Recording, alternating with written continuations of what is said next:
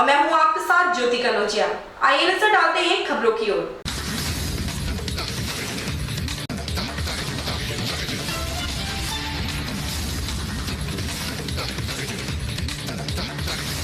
Ration वितरण में अनियमितता का आरोप। प्रतापगढ़ के गुजवर गांव के ग्रामीणों का घटतौली को लेकर हंगामा वीडियो जमकर हो रहा है वायरल। आपूर्ति विभाग मौन। ग्रामीणों का आरोप 2 किलो राशन कम नहीं लेंगे। घटतौली की बात पर कोटेदार का तर्क, इसी से ही लेबरों की दिहाड़ी सहित अन्य खर्चे भी देने पड़ते हैं। राशन दुकान पर घटतौली को लेकर बाबागंज बाजार के गुजवर गांव के ग्रामीणों का धैर्य जवाब दिया गया। कुछ ग्रामीणों ने जमकर हंगामा किया।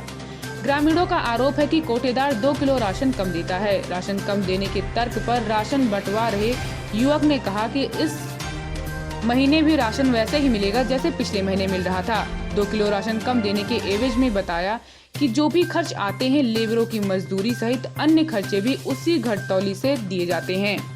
मामला बाबागंज ब्लॉक के गुजवर गांव का है, जिसका वीडियो जमकर वायरल हो रहा है। लोगों का कहना है कि ग्राम सभाओं में पंचायत चुनाव के बाद कोटेदारी को लेकर आरोप प्रत्यारोप की संभावनाएं बढ़ सकती हैं। प्रशासन और संबंधित विभाग को वितरण व्यवस्था पर पैनी नजर रखनी होगी, अन्यथा वितरण व्यवस्था पर ग्रहण लग सकता है। कोटेदारों का मत है कि प्रशासन सभी खर्च पूंजी की लागत और श्रम को ध्यान में रखते हुए पर्याप्त लाभांश की व्यवस्था करे और आवंटित पूरा राशन मिले तो कोटेदार कटौती नहीं करेंगे। प्रतापगढ़ से ओम प्रकाश गुप्ता की रिपोर्ट। पावन पवित्र गंगा में कोरोना महामारी के चलते उतराते शव से राम तेरी गंगा जहरीली हो गई।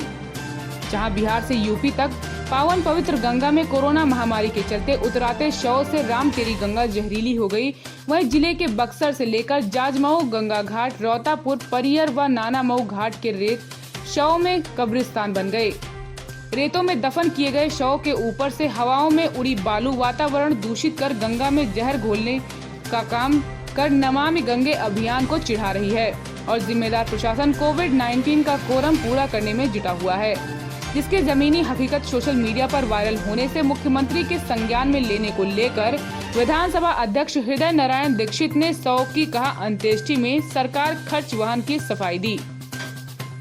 उन्होंने कहा कि गंगा तट पर शव के अंतिम संस्कार की परंपरा बहुत पुरानी है और ये अंत्येष्टि के 3 तरीके अपनाए जाते हैं। ज्यादातर शव का अग्निदाह संस्कार होता है और वह अब भी होता है।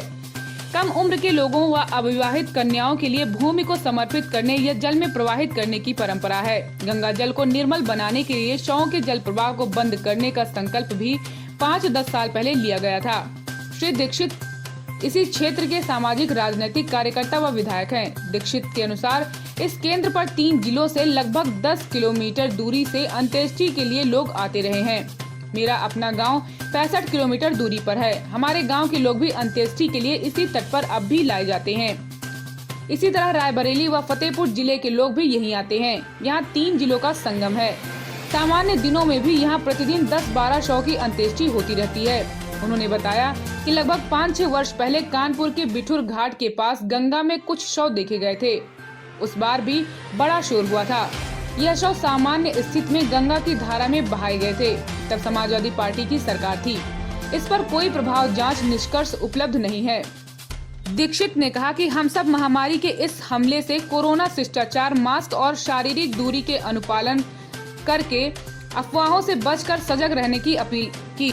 उन्नाव से राजेंद्र पाठक आजाद की रिपोर्ट। अज्ञात वाहन की चपेट में आने से युवक की मौत। हसनगंज कोतवाली के मोहन चौकी हाजीपुर बाबरी के निवासी मुन्नी लाल और छोटे लाल उम्र 30 साल जो ससुराल से गांव वापस आ रहा था, अज्ञात वाहन ने मारी टक्कर, युवक की मौके पर मौत मोहन चौकी बनी रोड मुहद्दीनपुर के पास हुआ। एक्सीडेंट की सूचना मिलते ही मोहन चौकी प्रभारी प्रमोद कुमार यादव मौके पर पहुंचकर शव को पोस्टमार्टम के लिए भेजा। घर वालों को सूचना मिलते ही घर वालों का रो रो कर बुरा हाल है। उन्नाव से आलोक सिंह की रिपोर्ट। अनियंत्रित कार पेड़ से टकराई, 1 की मौत, 2 लोग गंभीर रूप से घायल। मिश्रिक कोतवाली इलाके के हरदोई सीतापुर मार्ग पर हुमायूंपुर के पास कार का अगला पहिया फट जाने से अनियंत्रित कार होकर पेड़ से टकराने से कार में सवार एक महिला की दर्दनाक मौत हो गई। वहीं 2 लोग गंभीर रूप से घायल हो गए। जानकारी पाकर मौके पर पहुंची पुलिस ने घायलों को इलाज हेतु जिला अस्पताल भेज दिया तथा मृतक के शव का पंचनामा कर पोस्टमार्टम हेतु जिला मुख्यालय भेज दिया गया है। लोगों का कहना है कि कार में सवार मिश्रिक के तरसावा गांव में महिला की मौत हो गई थी, वही देखने जा रहे थे। सीतापुर से विमल मिश्रा की रिपोर्ट। संजय गुप्ता ने कहा कि निःशुल्क मिलेगा रेमडेसिविर इंजेक्शन, सीधा मुझसे संपर्क करें।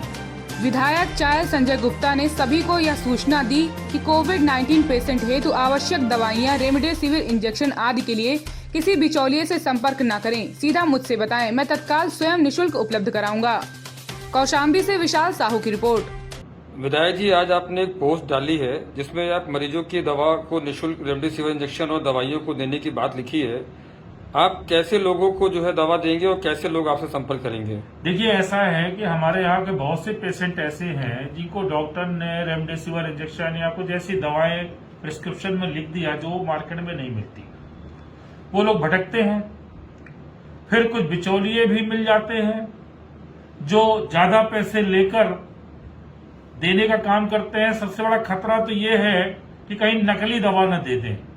इसके लिए मैंने आज एक योजनाबद्ध तरीके से मेरे यहाँ का कोई भी पेशेंट का अटेंडेंट अगर उसको रेमडेसिविर इंजेक्शन या अन्य मेडिसिन जो मार्केट में नहीं है, अगर उसको डिमांड है, वो मुझे बताए, मैं उसे इंजेक्शन उपलब्ध कराऊंगा, उसे दवाइयां उपलब्ध कराऊंगा, उसका सारा भुगतान मैं स्वयं करूंगा और निःशुल्क मैं उसे उपलब्ध कराऊंगा। उसके लिए उसको मेरा एक नंबर है, मैंने आज जारी किया है 9129499300। इस नंबर पे वो कॉल कर ले या मेरा नंबर 8601677777। इस पे एक मैसेज सेंड कर दे। 1 घंटे के अंदर हम उससे स्वयं संपर्क स्थापित करके दवाइयां, चाहे सीएमओ के यहां से रेमडेसिविर हमें रिलीज कराना हो या कोई भी मेडिसिन कहीं अन्य जगह से मुझे मंगानी हो, मैं तत्काल उपलब्ध करा के उस पेशेंट को मैं दूंगा। ये मेरी जिम्मेदारी है। मेरी विधानसभा मेरा परिवार है और मेरे परिवार का कोई व्यक्ति अगर मुझसे मदद चाहेगा, मैं 100% करूंगा। चोरों ने लाखों रुपए व जेवर किए पार। पारा थाना क्षेत्र के सरोसा भरोसा क्षेत्र में बीती रात गुरुवार को घर में घुसकर चोरों ने लाखों रुपए की नकदी व जेवर पार कर दिए। रमेश चंद्र अपने परिवार के साथ पारा थाना क्षेत्र के सरोसा भरोसा में पत्नी व 2 बेटियों व 1 बेटे के संग रहते हैं। 13 मई को शाम सीतापुर के गोविंदपुर में विवाह कार्यक्रम में शामिल होने के लिए परिवार संग गए थे। उसी रात छत के रास्ते घर में घुसे चोरों ने चैनल व अंदर कमरों में ताले तोड़कर अलमारी बक्से में रखे 1 लाख रुपए, 1 जोड़ी पायल, 1 मांग बिंदी, सोने के टब पार कर दिए। पुलिस ने मुकदमा दर्ज कर चोरों की तलाश में जुटी हुई है। लखनऊ से महेश साहू की रिपोर्ट। दोस्तों संग नहाने गए युवक की डूबने से मौत। काकोरी कोतवाली क्षेत्र में स्थित बहता नाला में नहाने गए युवक की पानी में डूबने से मौत हो गई। शनिवार की दोपहर को अब्दुल बहाव पुत्र जकरिया उम्र 18 वर्ष निवासी कैंपवेल रोड लकड़मंडी थाना शहादतगंज अपने 8-10 साथियों के साथ काकोरी थाना क्षेत्र के बुधड़िया गांव स्थित बहता नाला में नहाने गया था। नहाते समय अचानक पैर फिसल जाने के कारण गहरे पानी में गिर गया। गहरे पानी में गिर जाने और तैरना न आने के कारण अब्दुल बहाव की डूबने से मौत हो गई। बहाव के पानी में डूबने की सूचना प्राप्त होते ही कोतवाली काकोरी प्रभारी निरीक्षक कुलदीप सिंह गौरमेंट फोर्स के साथ घटना स्थल पर पहुंचे और अब्दुल बहाव को जनता के सहयोग से नाले से बाहर निकलवाया। तत्पश्चात प्राथमिक उपचार हेतु दुर्गागंज काकोरी स्थित किंग मेडिकल हॉस्पिटल लाया गया, जहां चिकित्सक ने उक्त को मृत घोषित कर दिया। काकोरी पुलिस ने शव को अपने कब्जे में लेकर विधिक कार्रवाई कर पोस्टमार्टम हाउस भेज दिया। मृतक अब्दुल बहाव अपने परिवार में 6 भाइयों में सबसे छोटा था और 11वीं कक्षा में पढ़ता था। छोटे भाई की मौत की खबर पाकर मौके पर पहुंचे सभी भाइयों का रो रो कर बुरा हाल था। न्यूज मूवमेंट ब्यूरो की रिपोर्ट। ऐसी ही खबरों से जुड़े रहने के लिए आप देखते रहें न्यूज मूवमेंट।